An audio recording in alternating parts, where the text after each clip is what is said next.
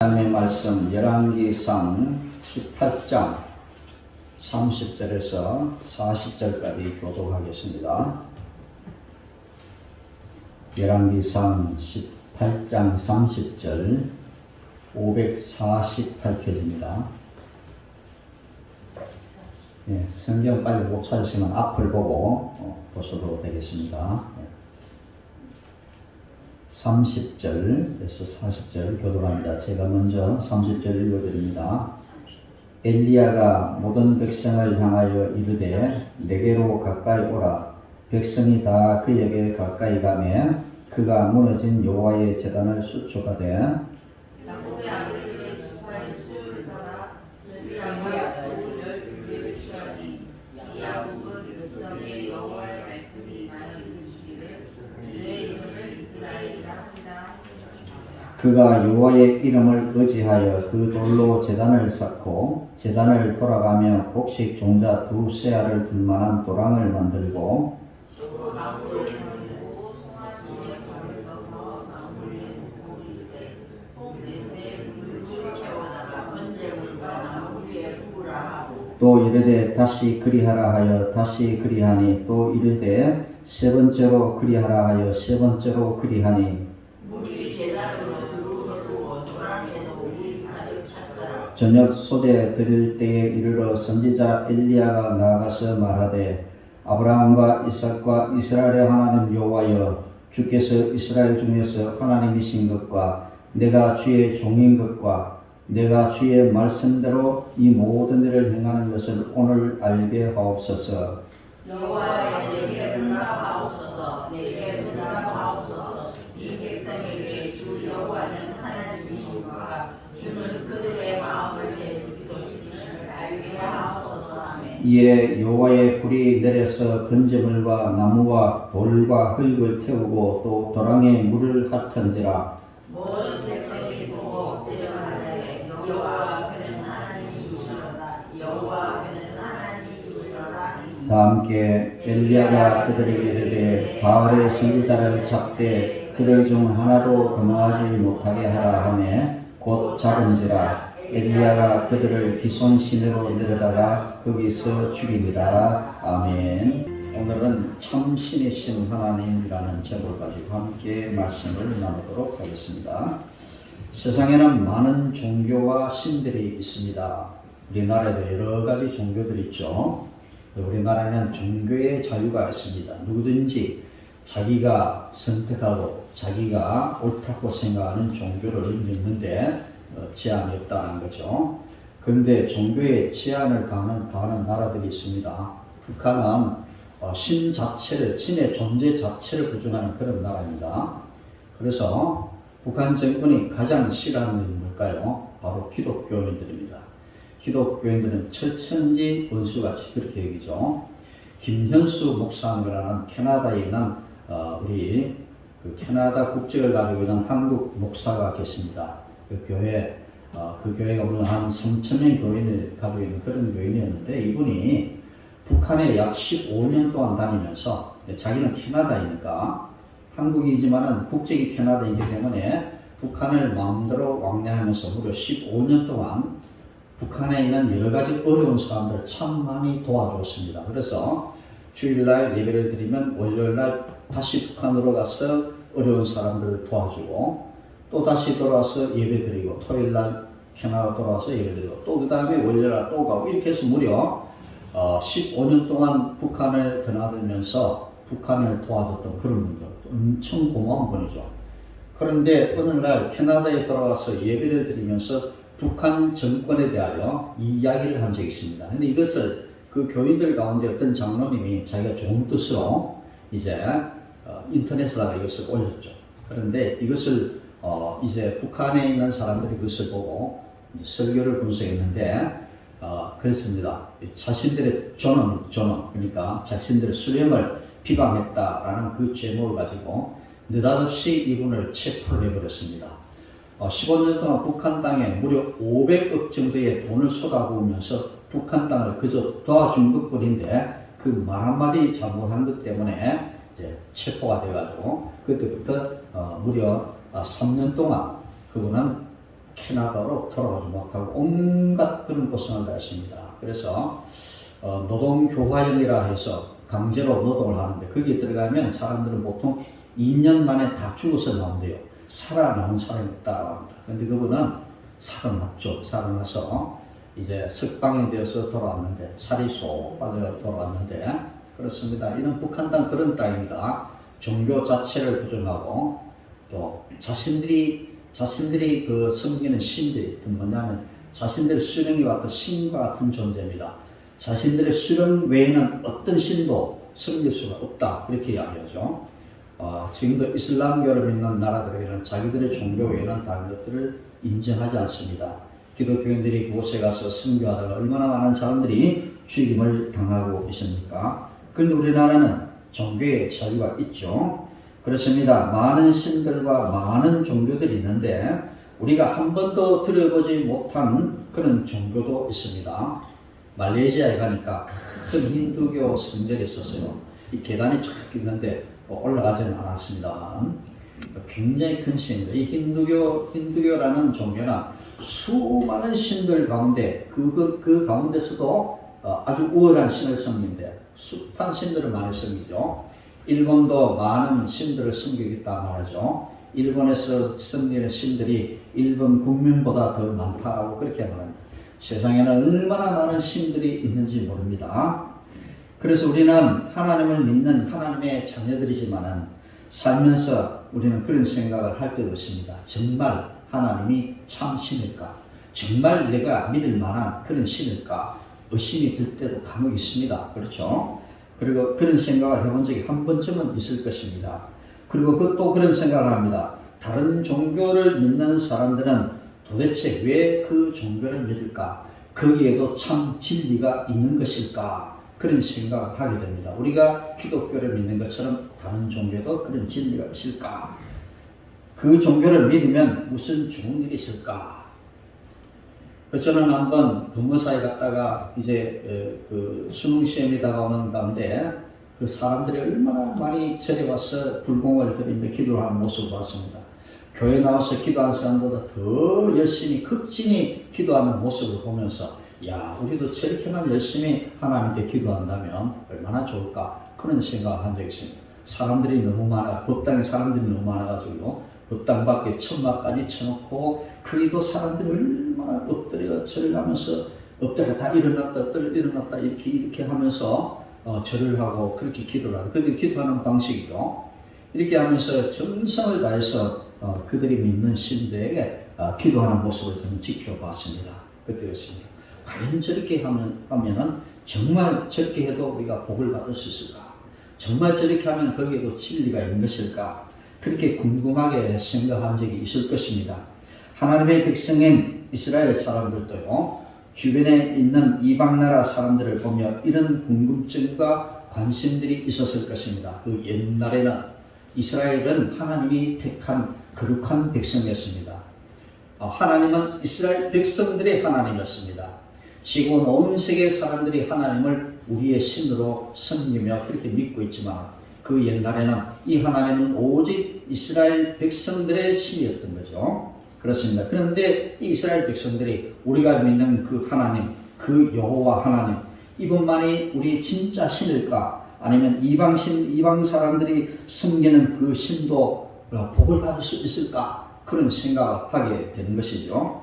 그런데 단순히 이런 호기심을 넘어서 그들은 이방의 신들을 이스라엘에 가져와서 온 나라에 유행을 시킨 그런 악한 사람들이 많이 있었는데 그 가운데 오늘 본문에 나오는 아합이라는 왕이 있었습니다. 이 아합 왕은 바로 북왕국 이스라엘의 왕이었는데 이 아합 왕이 다른 나라에서 섬기던 신들을 이렇게 수입해 가지고 하나님만 섬겨야 될 이스라엘 백성들 가운데 이 이방 신을 이렇게 유행을 시키는 거죠. 하나님만 섬기지 말고 이런 신도 섬기고 저런 신도 한번 섬겨봐라. 그렇게 하는 것이었죠. 아합은 이스라엘의 모든 왕보다 하나님을 보실 때 정말 악한 왕이었습니다. 아합은 우상을 섬기는 나라의 이세벨이라는 여자와 결혼을 해서 이 이세벨이 자기 아내 이세벨이 그 친정 나라에서 섬겼던 우상을 가지고 들어와서 이제 이스라엘 나라에 퍼뜨리게 되어지는 것이죠. 그래서 이스라엘에 돌아와서 바알과 아세라 우상의 제단을 세우고 그 위에 예배를 드렸습니다. 그때 대표적인 신이 뭐냐? 바알신, 아세라신이었습니다. 다른 날 아스다로시라고도 하는데 이 바알과 아세라신은, 이 바알은 남신이고 아세라는 여신이었죠. 그런데 이 바알과 아세라는 이방 사람들이 섬기는 농사와 풍요의 신으로 농사에 많은 수확을 거두게 한다고 믿는 그런 신이었습니다. 여러 차례 여러분들에게 말씀드렸지만 이 바알신과 아세라신을 잘 섬기면 그때 한 해의 농사가 풍성이 된다라는 그런 신이었습니다. 풍요의 신이었다.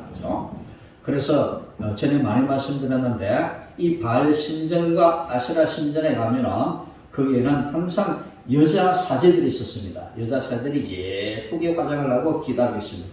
남자들이 보면 어떻게 하느냐? 그 신들 앞에서 이제는 섹스가 이루어집니다. 성교제가 이루어집니다. 그렇게 해야만이 비가 많이 내리고 농사가 풍년이 된다라고 했기 때문에 그 난잡한 그런 성교제가 거기서 이루어지게 됩니다.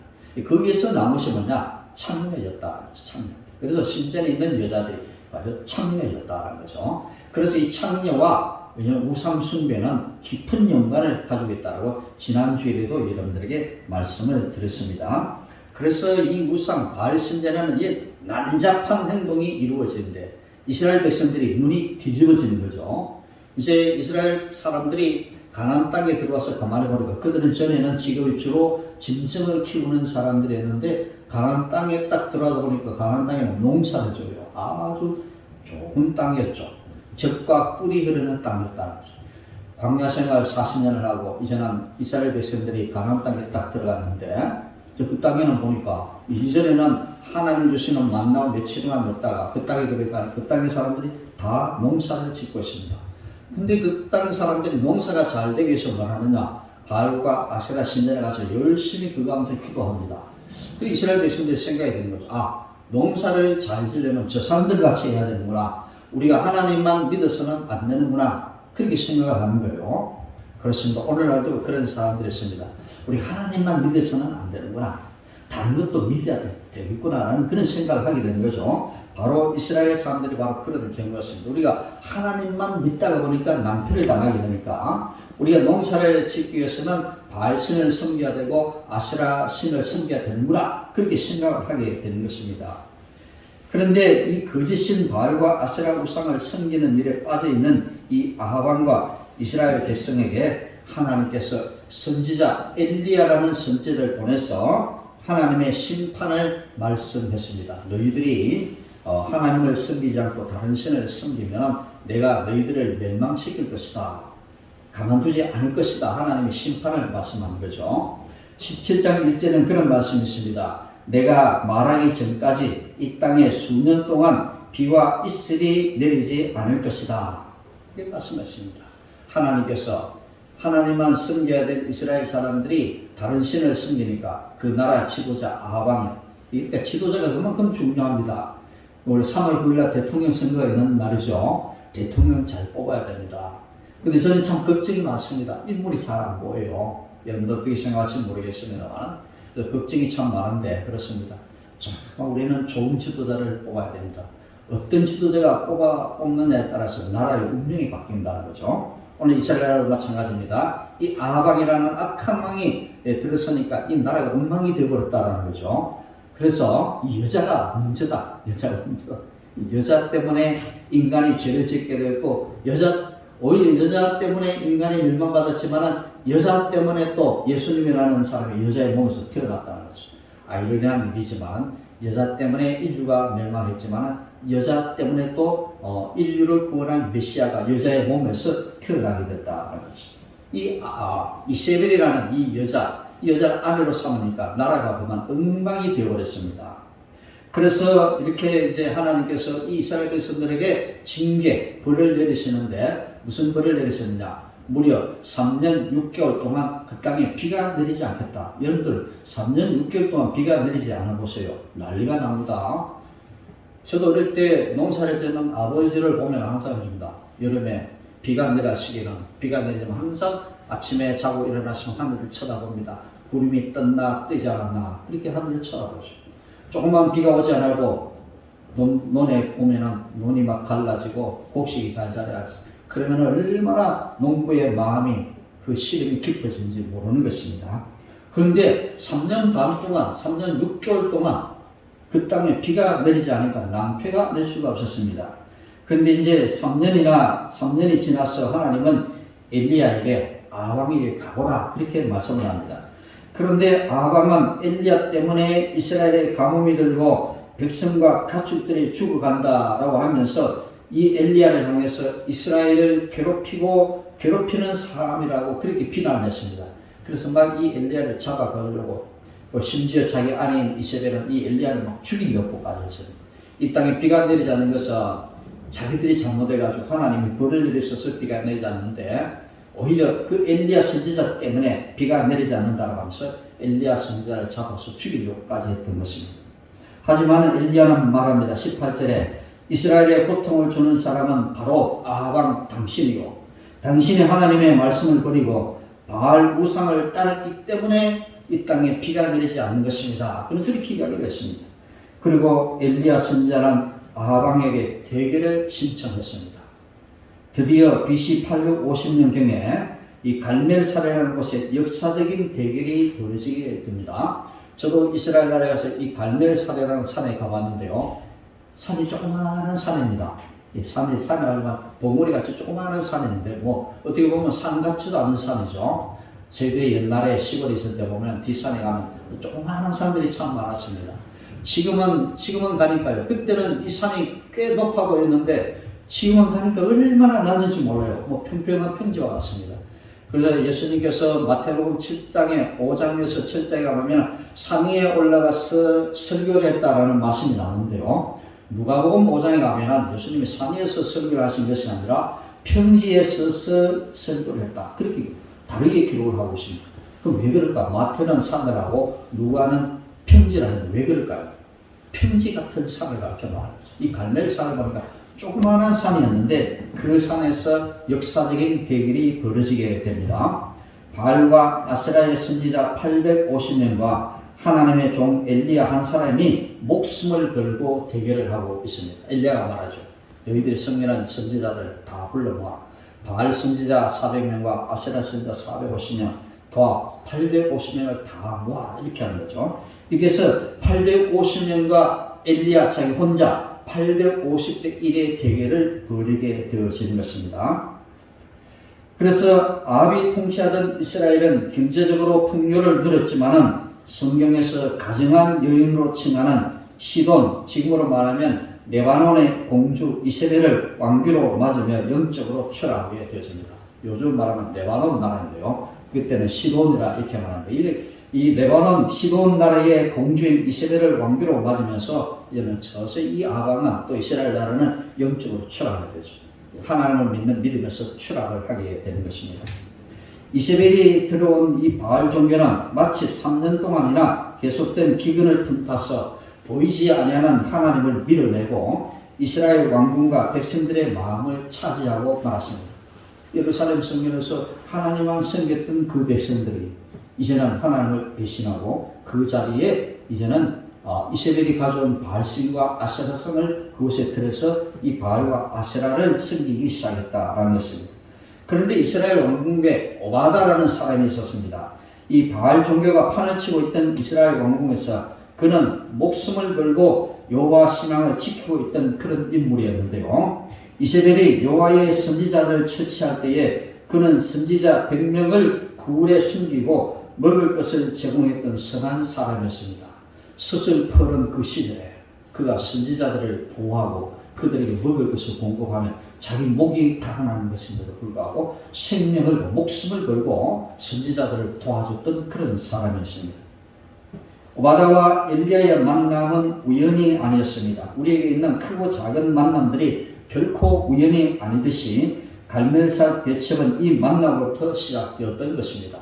이 오바다라는 사람 때문에 아방과 엘리야가 만나게 되어지고 엘리야가 아방에게 하나님께서 당신에게 이런 일을 행할 것입니다. 그렇게 말하고 이제는 이 오바다가 엘리야를 만나고 그리고 엘리야가 아합왕을 만나면서 850대 1의 대결을 벌이게 되어지는 것입니다.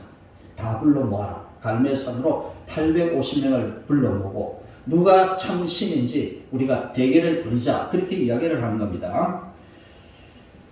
이 오바다는 두려움이 앞섰습니다. 아합왕에게 가서 엘리야의 소재를 고발하고 난 다음에 엘리야가 다른 곳으로 떠나버리면 자신의 목숨은 죽은 것이나 다름없었기 때문이죠. 그런데 엘리야의 대답은 단호합니다. 엘리야가 여기 있다라고 하고 엘리야가 도망을 가버리면 자기는 죽을 수가 있는데 굉장히 두려웠죠. 그런데 엘리야는 단호했습니다. 아니다. 내가 아합왕을 만나겠다. 그렇게 도망가지 않고 만나겠다. 그렇게 이 엘리야 선지자는 전혀 두렵지 않았습니다. 자기가 아합왕을 만나면 죽음을 당하는 것이 필연적인 일이었음에도 불구하고 이 오바다라는 사람은 그 상황을 두려워했지만 이 엘리야 선지자는 전혀 두려워하지 않았다라는 것이죠. 오늘 우리 주변에도 그런 사람들이 있습니다. 두려움에 떠는 신앙인들이 있는가 하면 담대한 사람들도 있습니다. 6.25 때 인민군이 쳐들어와서 이제 울산에도 그런 게 있습니다. 저 울주군에 그런 동네가 있었는데요. 이 북한군들이 들어와서 이제 주의를 지키고 예배를 드리지 못하고 할 때 목숨을 걸고 전혀 두려워하지 않고 이제 예배를 드렸던 그리고 죽음을 당했던 한 교회에서 무려 6명 정도가 죽음을 당하는 그런 일들이 있었는데요. 그렇습니다. 그때 이분들은 왜 두렵지 않았겠습니까? 그런데 그들은 두렵지 않는 신앙을 가지고 해서 내가 어떤 일을 만나도 하나님은 배신할 수 없다라는 생각을 가지고 있었기 때문에 그런 인민군들의 칼날 총알 앞에서도 전혀 두려워하지 않고 믿음을 지켜왔던 그런 사람들이었다는 거죠. 오늘 우리 가운데도 그렇습니다. 이렇게 오바다같이 두려워 떠는 사람들이 있는가 반면에 엘리야처럼 전혀 두려워하지 않고 신앙을 지키는 그런 사람들도 있다라는 것입니다. 하나님께서는 이 두 사람을 동시에 사용하셔서 이제 보기 좋게 바알 종교를 깨뜨리는 역사를 이루어가게 하신 것입니다. 아합을 만난 엘리야는 아합을 조롱을 합니다. 27절에 큰 소리로 부르라. 그는 신인즉 묵상하고 있는지 혹은 그가 잠깐 나갔는지 혹은 그가 길을 행하는지 혹은 그가 잠이 들어서 깨어야 할 건지 이래 그들이 믿는 신들을 깨워라 그렇게 말합니다. 신들 그 신들 있잖아요. 이렇게 만들어 놓은 신들은 자 여러분들 하나님은 눈에 보입니까? 하나님은 형상을 만들지 않습니다. 보이지 않는 하나님을 섬기는 거죠. 반면에 우상을 섬겼던 이스라엘 백성들은 바알이라는 신상을 세워놓고 아세라라는 신상을 세워놓고 거기에 절을 하고 거기에 제물을 바치고 그 우상을 섬기는 거죠. 하나님은 보이지 않습니다. 그런데 그들이 섬기는 그 신들은 눈으로 보는 신들이죠. 신상을 새겨놓고 그렇게 하죠. 그런데 엘리야가 조롱을 합니다. 그에게 한번 기도해봐라. 그가 묵상을 하고 있는지 가만히 있으니까 사람이 만든 것이 가만히 있으니까 묵상하고 있는 것인지 아니면 혹은 잠깐 밖에 나갔는지 아니면 그가 길을 행하든지 혹은 잠이 들어서 깨워야 하는지 한번 실험을 해봐라. 그렇게 해야 합니다. 그러니까 엘리야가 이렇게 상대방이 충분히 약이 오를 만치 조롱을 했는데 조롱을 당한 상대방은 더욱 자극을 받아서 미친 듯이 날뛰었지만 아무 소리도 없고 아무 응답도 없다라고 했습니다. 이제 드디어 엘리야가 나설 때였습니다. 이렇게 제물을 바쳐놓고 나무를 쌓아놓고 제물을 바쳐놓고 이제 어느 신이 진짜 신인지 여기서 한번 대결을 벌이자. 너희들이 섬기는 신들이 정말 불을 내리는지 아니면 하나님이 불을 내리는지 하면 우리가 대결을 벌이자 그 말이죠. 850명의 선지자들이 거기서 막 뛰어놀면서 난리가 났습니다. 소리를 지르고 그들이 섬기는 신들을 향하여 소리를 지르고 꽹과를 우리나라만은 이런 악기들을 다루면서 크게 소리를 지르면서 기도를 했죠. 근데 아무런 응답이 없었습니다. 드디어 엘리야가 났습니다.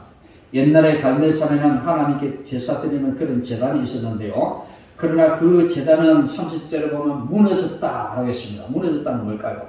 교회는 세워졌는데 교회에 사람이 없다는 거죠. 예배가 이루어지지 않는다는 것입니다. 갈멜산에 하나님께 드리는 제단이 있었는데 그 제단은 무너졌다. 무엇이겠습니까? 거기에서 하나님 앞에 예배를 드리지 않았다는 것입니다. 여기서 무너졌다는 것은 보수하지도 않고 오랫동안 사용해서 무너진 것이 아니라 의도적으로 폭력을 사용하여 무너뜨린 것을 의미하는 것입니다. 아마 이 새벽에 여호와의 선지자를 죽이면서 제단도 무너뜨렸을 것입니다. 이제 엘리야는 무너진 제단부터 다시 쌓자고 백성들에게 말을 합니다. 이 무너진 제단을 다시 쌓자. 그래서 거기서 우리가 제사를 드리자 이렇게 말합니다. 30절을 보면 엘리야는 백성들에게 내게로 가까이 오라 그렇게 이야기를 합니다. 이스라엘로 하여금 하나님께로 돌아올 준비를 하게 하는 겁니다. 내게로 오라 라고 하는 것은 이제는 무너진 제단을 다시 쌓고 거기 가서 우리 하나님께 예배를 드리자라는 것과 마찬가지가 있습니다. 그렇습니다. 그래서 우리는 이제는 이 무너진 제단을 다시 쌓고 잃어버렸던 예배를 다시 회복해 나가는 이것을 우리에게 가르쳐 말씀합니다. 여러분들이 영적으로 혹시 나태해졌다고 그렇게 생각하십니까? 그 시작은 하나님께로 나아가서 무너진 제단을 다시 쌓는 겁니다. 예배가 중단되었다면 예배를 다시 시작하는 것입니다. 하나님 앞에 다시 나가야 되는 것입니다. 은혜의 보좌 앞으로 나가 하나님께 부르짖고 기도해야 되는 것입니다. 남의 종교를 조롱한다고 영적으로 승리하는 것은 결코 아닙니다. 하나님 백성들의 심령이 변해야 되는 거죠. 그리고 예배가 회복되어야 된다라는 것입니다. 엘리야는 제단을 쌓은 후에 정성을 다하여 제물을 준비합니다. 그러나 엘리야는 우리가 전혀 예상치 못하는 이상한 행동을 하게 되는 것이죠. 엘리야의 행동은 하나님의 입장을 난처하게 만드는 그런 것이었습니다. 12통의 물을 제단과 제물에 붓고 무슨 굉장한 양의 물이었는데 물이 제단을 완전히 적셨으며 제물과 그것을 태울 장작도 물에 흠뻑 젖었습니다. 그 제단가에 또랑을 파고 거기다 물을 다 채우고 그리고 장작 위에 물을 다 부었습니다. 이런 물을 부은 장작이 불이 붙겠단 말이죠. 불이 붙을 수 없는 거죠. 근데 엘리야는 거기다 물을 붓게 합니다. 그리고 하나님 앞에 엎드려 기도합니다. 36절과 38절은 하나님 앞에 기도하는 엘리야의 기도를 우리에게 보여주고 있는데요. 19장에는 이제 이세벨의 핍박 때문에 노뎀나무 아래서 죽기를 위해 기도했던 엘리야였고 17장에는 사르밧 과부의 아들을 살려달라는 그런 기도를 했던 그런 엘리야였고 그래서 이제 이 하나님께서는 이런 엘리야의 기도를 들어주셨다라는 것입니다.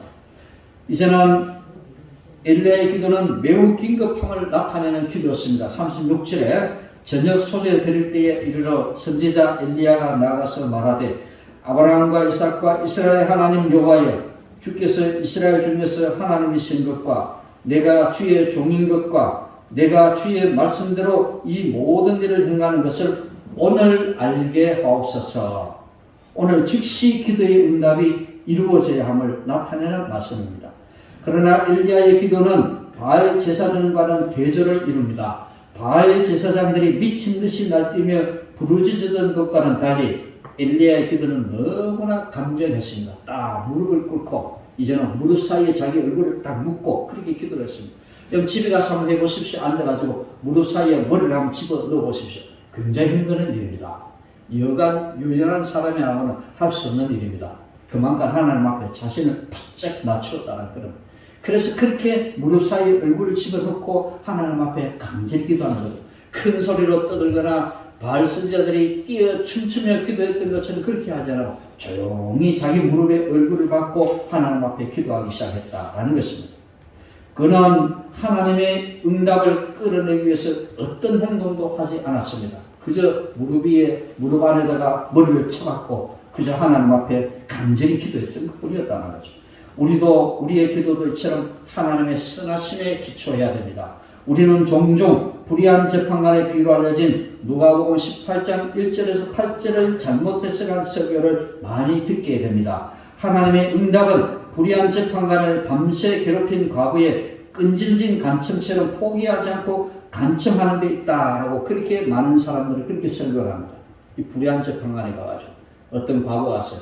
끈질지게 쪼르니까 귀찮아가지고 들어가는 것처럼 하나님도 아마 그렇게 하실 거야. 우리가 막 매일째 나가 하나님을 괴롭히면 귀찮아서도 하나님 우리에게 들으실 거야. 하나님은 그렇게 응답하지 않으신다라는 것입니다. 그렇습니다. 우리가 합심 기도하고 데모하듯이 얼굴에다가 뭐 수건을 졸라매고 하나님 앞에 데모하듯이 합심 기도하고 통성 기도하고 그때까지 가보자라는 그런 막무가내가 아니라 하나님의 선하심을 신뢰하는가 안 하는가 우리 자신들을 돌아보는 그런 훈련이어야 한다라는 것입니다. 하나님만이 나의 하나님이시고 그분께 피할 수밖에 없다는 이 철저한 고백만이 우리를 하나님 앞에 서게 하는 것입니다. 데모하듯이 하나님, 이거 안 해주면 안 됩니다. 안 해주면 안 됩니다. 막 이렇게 협박하듯이 그렇게 하나님께 나가서 기도하는 것이 아니라 엘리야처럼 무릎에다가 얼굴을 쳐박고 하나님만이 나의 참 신이시고 그분께 나는 피할 수밖에 없습니다. 이런 고백을 가지고 나갈 때 하나님 우리의 기도를 들으시고 응답하실 것입니다. 사실 응답하고 안 하고는 하나님의 고유 권한입니다. 때때로 우리가 열심히 기도해도 하나님이 들어주시지 않을 때가 있습니다. 들어주지 않을 그것도 응답이라는 사실을 여러분들이 아셔야 됩니다. 그러나 기도가 훈련이라면 우리는 하나님이 우리의 기도를 들으시는 분이심을 우리는 경험하게 되는 것입니다. 그렇게 기도하는 사람은 오늘 본문에 나오는 엘리야의 기도처럼 마음을 돌이키고 변화되는 것입니다. 문제 해결이 아니라 우리를 하나님 앞에 세우는 능력이 바로 기도인 것입니다. 꼭 내가 문제를 해결하려고 떼쓰는 것이 아니라 내가 하나님 앞에 이렇게 세워지는 것, 그것이 바로 기도의 응답이다라는 염려 꼭 기억하시길 바랍니다. 그리고 기도는 신앙의 표현입니다. 하나님은 기도를 통해서 우리의 소원을 이루게 하는 도구로 사용하는 것이 아니라 기도하는 자체의 의미를 두려워하신다라는 겁니다. 소원이 이루어지고 안 이루어지면 그 다음에 하나님의 권한에 속하는 것이지만 우리가 기도하는 것은 하나님과 교제가 이루어지는 것, 그것입니다. 여러분들, 사람들과의 교제도 마찬가지입니다. 저 사람과 내가 친해가지고 뭔가 얻어걸리겠다라는 것은 아주 악한 마음을 가지고 하는 거죠. 그러나 나는 그 사람의 인격에 반해서, 그 사람의 사람됨에 반해서 서로 다른 것을 요구하지 않고 서로 친해지려 하는 그런 목적을 가지고 교제를 나누면 좋은 교제가 되는 거죠. 근데 뭐를 바라고 그 사람을 친하려고 하는 것은 좋은 의도가 아니다라는 거죠. 우리도 하나님 앞에 나가서 이 문제는 꼭 해결해 줘야 됩니다 라고 하는 그런 조건을 달고 하나님 앞에 나가는 것이 아니라 그 좋으신 하나님을 인격적으로 만나고 내가 그 하나님 앞에 서게 되는 것, 기도로 나가서 서게 되는 것, 그래서 하나님과 교제가 이루어지는 그 자체가 바로 기도의 훈련이다라는 사실을 여러분들이 아셔야 하는 것입니다. 우리는 기도의 종이 되지 않고 주의 종이 될 수는 없습니다. 우리가 기도하지 않고는 주님의 종이 될 수가 없습니다. 다니엘은 그 어려운 상황 속에서도 하루 3번씩 열린 창에서 기도했습니다. 이 사실이 알려지면 자기는 죽을 수밖에 없지만 다니엘은 그럼에도 불구하고 그저 계속해서 하루 3번씩 이스라엘 예루살렘에 있는 성전을 향해서 하루 3번씩 그렇게 기도를 했던 겁니다. 다른 사람들이 조용히 좀 하면 안 되겠느냐? 조용히 다른 사람이 눈치 잘 하면 안 되나? 그래도 그런 큰 소리로 그렇게 기도를 했던 거예요. 결국 그는 잡혀갔습니다. 잡혀가지고 사자굴에 집어넣었는데 아침에 일어나니까 사자가 그를 품어주고 그 추운 날 사자가 따뜻한 털로 그를 품어주고 잡아먹지 않아. 그 사자는 굶어있는 사자지. 떨어지는 것 동시에 잡아먹을 수 있는 사자였지만 하나님이 그 사자의 입을 봉하시고 그를 보호해 주셨다는 거죠. 우리는 그것을 성경에서 우리가 배웠던 것입니다. 그렇습니다. 이렇게 신앙의 표현은 우리 자신의 목적을 드러내는 것이 아니라 세상으로부터 하나님을 알게 하는 것입니다. 내가 만난 그 하나님, 세상 가운데 알게 하는 거죠. 그렇습니다. 내 욕심을 채우는 목적이 아니라 내가 그 하나님을 만남으로 그 하나님 안에 있는 풍성함이 내 것이 되어지는 그런 것들을 우리가 경험해야 된다라는 것입니다. 기도가 신앙의 표현하는 것은 하나님과의 관계를 전제합니다. 지금은 바알 신앙으로 인해 이스라엘 백성들의 마음이 황폐하지만 결국 하나님께 돌아가 하나님의 어루만져 주심을 통해 관계를 회복해야 하는 것입니다. 그리고 하나님은 사랑하는 자의 편에 서게 되는 것입니다. 결국 하나님은 엘리야의 편에 서게 되는 것입니다. 엘리야의 편에 서신 그 하나님이 오늘 저와 여러분들의 편에도 서시기를 주님의 이름으로 축원드립니다. 엘리야가 무릎 사이에다가 얼굴을 쳐박고 기도하니까 한참 기도가 난 다음에 그는 자기가 함께하는 사환에게 이야기합니다. 저 하늘을 바라봐 하니까 선생님 저 하늘에서 조그마한 구름덩어리가 올라오기 시작합니다. 이 구름덩어리 올라온다는 건 뭘까요? 좀 시간이 지나면 비가 오게 될 것이다. 그것을 뜻하는 한 덩어리 구름덩이가 올라오던 만한 계속 더 많은 구름이 올라오고 시커먼 구름이 올라오고 나중에 비가 쏟아지기 시작합니다. 3년 6개월 동안 비가 내리지 않았던 그 비가 이제 오게 되는 거죠. 그 전에 하나님 불이 임해가지고 제단의 불이 다, 그래서 그게 물이 또랑에 있는 물도 다 말라버리고 그 나무 장작에 묻어있던 물도 다 말라버리고 불이 장작이 타고 그 위에는 재물이 다 이제는 태워지게 됐죠. 그 뒤로는 이제 엘리야가 말합니다. 하늘에 구름이 올라오는가 보라. 구름이 올라오기 시작하고 그 땅에 다시 이제는 비가 내리기 시작이 됩니다. 이제 보기 좋게 엘리야가 승리하게 되었던 것입니다. 이제는 하늘에서 내린 불은 아주 강력하게 모든 것들을 태워버렸습니다. 번제물과 나무와 돌과 흙을 태우고 또 도랑의 물도 마르게 했습니다. 이것을 통해 주님은 자신의 살아계심을 결정적으로 증거하셨던 것입니다. 850명의 바알신들은 나 미친 사람처럼 뛰놀았지만 거기에는 불이 내리지 않았지만 엘리야가 하나님 앞에 기도할 때 거기는 불이 내려서 모든 나무가 다 탔습니다. 이제 하나님이 참 신이다라는 것을 나타내 줬다라는 거죠. 하나님께서는 엘리야의 기도에 주저하지 않으셨습니다. 엘리야가 이스라엘 백성들을 향한 그 열정 37절에 말씀하는데요. 이 백성에게 주 여호와는 하나님이신 것과 주는 그들의 마음을 되돌이키심을 알게 하옵소서. 엘리야의 관심은 바알 선지자들의 부끄러움을 당하고 죽임을 당함으로 통쾌한 복수를 이루는 데 있지 아니하고 이스라엘 백성들에게 참신이신 하나님을 드러내고 그들을 하나님께로 돌아오게 하는 데 있었다. 이전까지 바알신을 섬겼던 이스라엘 백성들이 이것을 보고 다시 하나님께로 돌아오게 하는 데 있었다라는 것입니다. 39절에 말씀합니다. 모든 백성이 엎드려 말하되 여호와 그는 하나님이시로다. 여호와 그는 하나님이시로다. 엘리야의 기도가 이스라엘 백성들의 마음을 열게 하였습니다. 그동안 이스라엘 백성은 두 주인을 섬기며 그렇게 살아왔습니다. 하나님도 섬기고 이방신도 섬기고 그렇게 했습니다. 우리도 마찬가지입니다. 우리는 하나님과 돈, 믿음 생활과 성공을 늘 동시에 추구하며 그렇게 살아왔지만 이제는 우리는 하나님 앞에 고백을 해야 됩니다. 이 백성에게 주 여호와는 하나님이신 것과 주는 그들의 마음을 들키심을 알게 하옵소서. 모든 백성이 엎드려 말하되 여호와 그는 하나님이시로다. 그는 하나님이시로다. 하나님만이 참 신입니다. 이런 고백을 가지고 하나님께 나가야 되는 것입니다. 21절에는 그런 말씀이 있습니다. 너희가 어느 때까지 둘 사이에서 머뭇머뭇하느냐.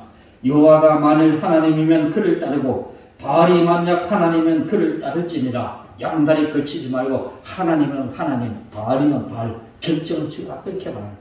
그리고 이 대기를 통해서 어느 신이 참 신인지 너희들이 똑똑히 보고 다시 돌아와라. 그렇게 말하는 것입니다. 40절에 말씀합니다. 엘리야가 그들에게 이르되 바알의 선지자를 잡되 그들 중 하나도 도망가지 못하게 하라 하며 곧 잡은지라. 엘리야가 그들을 기손 시내로 내려다가 거기서 죽이니라. 이제 우리는 우상에 관계된 그 어떤 것도 용납해서는 안 되는 것입니다.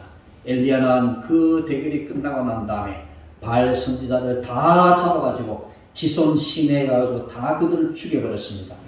갈멜산에 올라가 그 조만 산에 올라가서 조그마한 또랑 같은 강이 하나 있는데 가이드가 그렇게 말해요. 저 강이 기손 강입니다. 그렇게 말해 아주 작은 강이었습니다.